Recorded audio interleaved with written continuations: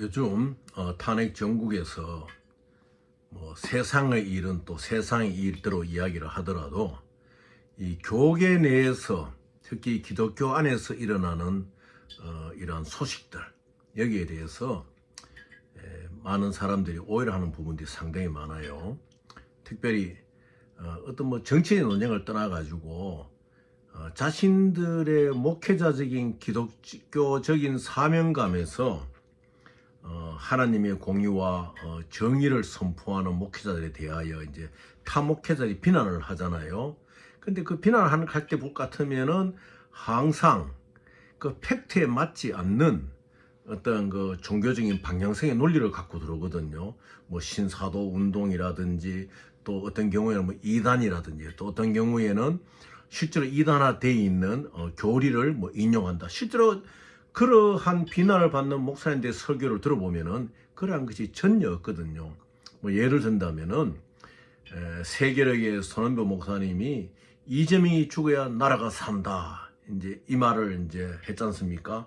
이제 이 말도 목회자의 입장에서 이야기를 할 때에는 이 죽음이라는 것이 어떤 자연적인 죽음을 말한 것이 아니고 이재명의 어떤 욕심이 죽어져야지, 이재명의 욕심이 사라져야지 이 나라가 바로 된다 하는 자기의 소신을 밝힌 것이에요.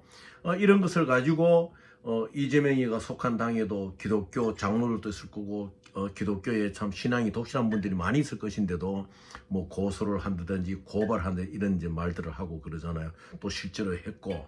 그런데 우리가 이래 성경의 그 예수님의 생애를 보면요, 예수님의 생애 시에 6월절에 예루살렘 성전에 올라가십니다. 예루살렘 성전에 올라가시면은 그 성전에서 짐승들을 팔고 비둘기 돼지 이런 걸 팔고 이런 장사치들이 막 그 성전을 막 어지럽히고 있거든요. 그러면 예수께서 그 노끈으로 채찍을 만들어 가지고 그걸 그 상행위 하는 것을 꾸짖으시면서 다 이제 물리치잖아요. 그때 유대인들이 무엇이라 하냐면은 너가 무엇이간데 이렇게 우리 장사까지 방해하고 채찍을 휘두르느냐, 이 표적을 보여봐라. 너가 무엇이냐. 이렇게 말할 때 예수께서 하신 말씀이, 너희가 이 성전을 헐라, 이 성전을 다 무너뜨리라. 너희들이 장사를 하고 있는 이 성전을 다 무너뜨려 봐라. 내가 사흘 만에 이 성전을 건축한다. 이제 이런 말씀하셨어요. 그 바이블이 나오거든요. 그러면 유대인들이 묻습니다. 야, 이 성전을 우리가 46년 동안, 우리가 일제히 침략을 받은 36년 더하기 10년, 46년 동안 이 성전을 건축하였거늘 내가 어찌하여 이 성전을 사흘 만에 다시 일으킨다 하느냐, 이렇게 이제 따지잖아요. 그럼 그것이 결국 나중에 예수께서 증명하셨잖아요. 무엇입니까? 그것은 자기 자신이 이 세상의 모든 죄를 짊어지고 이 인간들의 죄를 짊어지고 십자가에 돌아가심으로 말미암아 사흘 만에 부활한다. 그러니까 자기의 열심히 이 성전을 삼키고 있는 것이에요. 주의 전을, 하나님의 전을. 그와 마찬가지예요. 목회자들이 어떤 세상의 어떤 정치적인 상황이나 이런 데 봤을 때 그 목회자가 받아온 신학적인 훈련이 있는 거예요. 자기가 그 훈련의 관점에서 자기의 목회 성격을 드러내는 거예요.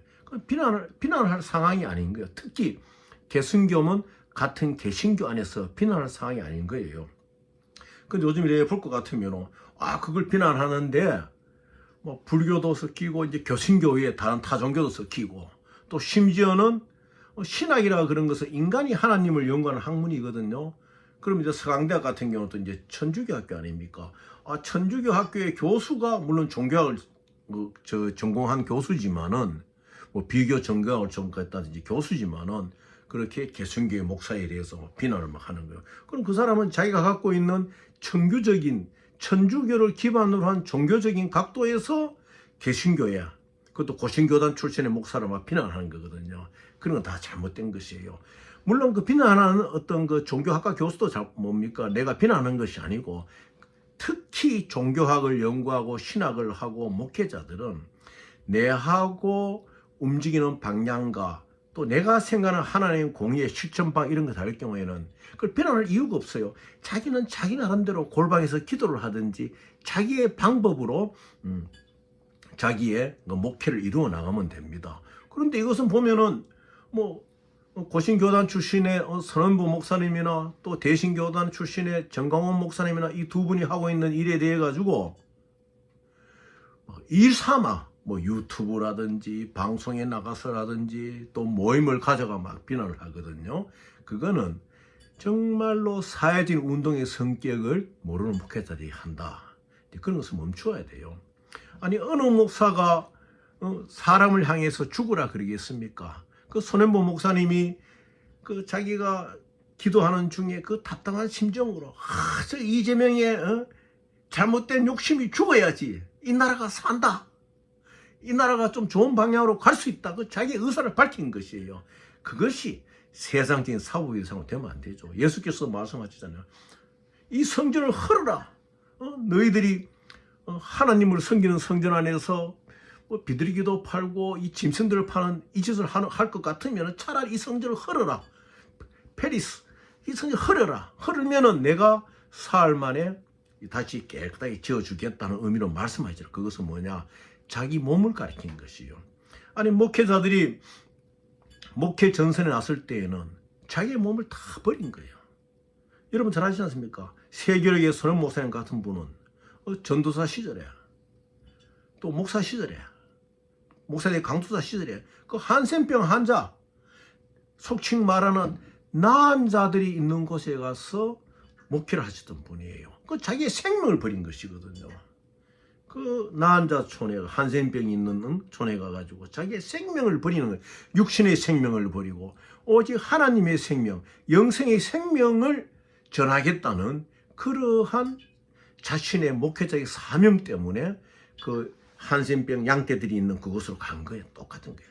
지금 손현보 목사님이 세이브 코리아의 어떠한 그런 기치를 내걸고 현 상황 속에서 현 정국 속에서 자기의 목회자 양심으로 이야기하는 것은 지난날 한센병 나한자촌에 가가지고 자기의 생애를 이 목회 현장에 바치겠다는 그 결심과 똑같은 거예요. 그걸 비난할 이유가 전혀 없어요. 그걸 비난하고 싶은 목사들은 또 다른대로 자기 나름대로 자기가 그러면 이 세상에서 하나님의 공의를 어떻게 실천하실 것인가 이것을 보며 나가야 되는 것이요.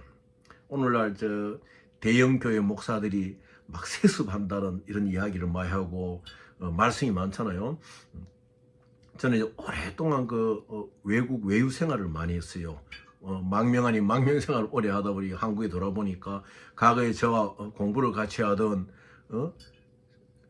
뭐 저보다 나이는 조금 어리지만 그런 분도 뭐 우리나라 큰 대형 교회 이제 목사이다. 아들도 미국에서 공부하고 또 목사가 되고. 그런데 그 명성교회 같은 경우는 김상환 목사님 같은 경우에는 제가 옛날부터 들은 게 많았거든요. 참 기도로서 이 참 교회를 일구오신 목사님이다 들었는데, 그런데 보면 그 교회에 그 아들이 목사직을 승계한 데 있어가지고 막 말이 많고 막 그랬잖아요.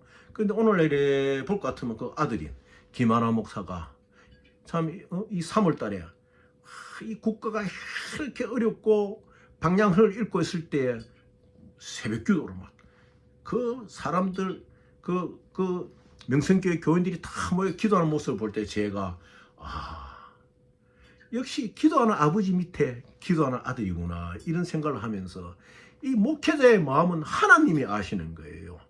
그 마찬가지로 이 우리나라가 지금 당한 나라의 시련 앞에서 이 나라의 운명을 어떤 식으로 바꿔놔야 하는 그런 목회자의 자기의 신념, 자기의 신학적인 방법에 따라서 나간 일을 해가지고 같은 목사들, 우리 개신교 목사들이 그 비난하고 그러면 도와주지는 못할 망정. 그리고 또 이재명이 죽어야 나라가 산다는 것은 이재명이가 좀 그 욕심을 버리는 말이야. 이재명 대표가 조금 그 경제관이라든지 세계관이라든지 어떤 정치적인 그 이력이 참 얕잖아요. 민주당에 보면은 뭐 여러 기라성 같은 사람들이 많은데, 그러면은 이재명 대표 자신이 자기를 잘 알고 정말 내가 지금은 부족할 것 같으면 뭐 사부 리크스 문제 있으니까 다음에 또 생각한다든지 그 욕심을 버려 나라가 산다면 이 나라가 이렇게 극도로 혼란에 빠지지 않는다는 거죠. 그래서 목회자가 자기의 의사를 내세우고 나갈 때는 그 생명을 건 전투입니다. 그걸 가지고 같이 신학을 공부했는 목회자들이 그걸 비난하고 그렇게 하면은 안 된다는 것을 말씀을 드리고, 예수의 말씀과 같아요. 너희들이 이 성전을 헐어라. 내가 사흘 만에 일으키라. 부활의 영광으로 오시겠다는 거잖아요. 그 말 뜻을 모르는 유대인들은, 아니 우리가 고생해서 46년 동안에 지어서 건축한 것을 너가 어떻게, 너가 누군데, 너가 어떻게 사흘 만에 이걸 일으키느냐. 똑같은 답이에요. 선원보 목사님이 이재명이 죽어야 나라가 산다는 것은, 그 어리석은 그 이재명이 아부하는 사람들이 묻는, 네가 왜 이재명 대표를 욕하느냐, 모함하느냐, 뭐 하고 막 고소 고발 이런 게 아니에요. 그럴 때는 목사님이 이재명이 왜 죽어야 되느냐 생각해가 이재명 대표한테 옳은 이야기를 해줘야 되는 거예요. 우리가 흔히 그러잖아요. 과거에 부산에 참 주기철 목사님이나 이런 목사님 많이 닮은 목사님, 김종환 목사님 계셨는데, 거짓교 목사님인데, 이분은 항상 말씀하지, 6이 2번 죽어야 산다. 그분이 또 좋아하는 번호가 6464 전화번호도. 왜?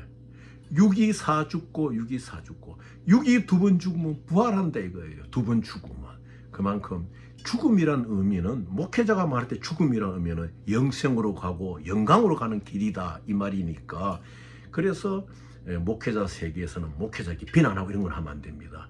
자기가 어떤 전국을 보는 방향이라든지 이런 것이 그 면목이 틀릴 때는 자기 나름대로 골방에 기도를 하든지, 뭐 아니면 자기 나름대로 어떤 뭐 설교를 하든지, 어떤 자기가 하지 못하는 분야를 잘하는 목사에 대해 가지고 그것을 이단시하고 그것을 유언별을 퍼뜨리고 오늘날 맞지 않는 이론을 뭐 천주교를 개신교에 갖다 댄다든지 그렇게 해서는 안 된다는 것을 말씀을 드리는 것입니다.